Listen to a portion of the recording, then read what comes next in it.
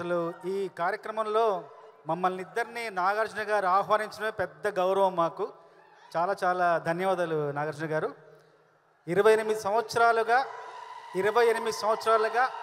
నన్ను నా ప్రతిభను ప్రోత్సహిస్తూ తనతో పాటు నా ప్రతిభను అంతర్జాతీయ స్థాయికి తీసుకెళ్లిన కీరవాణి గారికి మనస్ఫూర్తిగా పాదాభివందనాలు.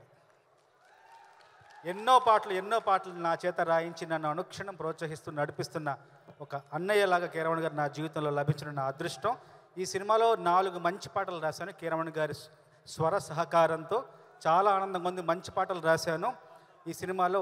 నేను 10-15 ఏళ్ళుగా రాస్తున్న మంచి పాటలన్నిట్లోకెల్లా ఉత్తమోత్తమైన కవితా పంక్తులు ఈ సినిమాలో రాశాను.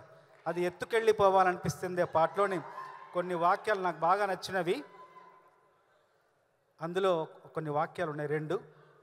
ఎంత ఎంత ఎంత ముద్దుగున్నావంటే ఒక్క మాటలోన చెప్పాలంటే చందమామకే పిల్లలు పుడితే నిన్ను చూపించి అన్నం తినిపిస్తాదే. మరి అట్టా ఉంటే ఏం చేస్తాం?